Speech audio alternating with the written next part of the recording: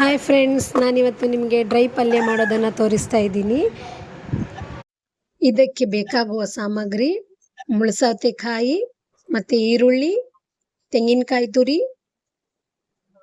ಉಪ್ಪು, ಹುಳಿ, ಹಸಿಮೆಣಸಿನಕಾಯಿ, ಕೊತ್ತಂಬರಿ ಸೊಪ್ಪು, 2 ಎಸ್ಲು ಬೆಳ್ಳುಳ್ಳಿ ಬೇಕಾಗುತ್ತೆ. ಇವಾಗ ನಾನು ಮಿಕ್ಸಿ ಜಾರ್ಗೆ 1 ಕಪ್ಪು ತೆಂಗಿನಕಾಯಿ ತುರಿ ಹಾಕೊಂಡಿದ್ದೀನಿ. ಆಮೇಲೆ 3 ಹಸಿಮೆಣಸು ಹಾಕೋತೀನಿ, ಬೆಳ್ಳುಳ್ಳಿ, ಆಮೇಲೆ ಹುಳಿ, ಕೊತ್ತಂಬರಿ ಸೊಪ್ಪು, ಉಪ್ಪು, ಕೊತ್ತಂಬರಿ ಸೊಪ್ಪು ಕೂಡ ಹಾಕೋತೀನಿ. ಅದಕ್ಕೆ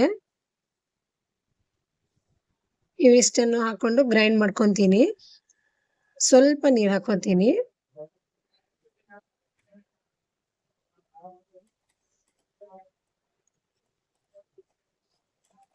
ಇವಿಷ್ಟು ಗ್ರೈಂಡ್ ಆದ್ಮೇಲೆ ಇವಾಗ ಹಚ್ಚಿರೋ ಮುಳ್ಸೌತೆಕಾಯಿ ಮತ್ತು ಈರುಳ್ಳಿ ಇದೆಯಲ್ಲ, ಅದಕ್ಕೆ ಹಾಕೊಂಡು ಮಿಕ್ಸ್ ಮಾಡ್ಕೋಬೇಕು. ಕೂಡ ಟ್ರೈ ಮಾಡಿ ಫ್ರೆಂಡ್ಸ್, ಟ್ರೈ ಮಾಡಿ ಕಮೆಂಟ್ ಮಾಡಿ ತಿಳಿಸಿ.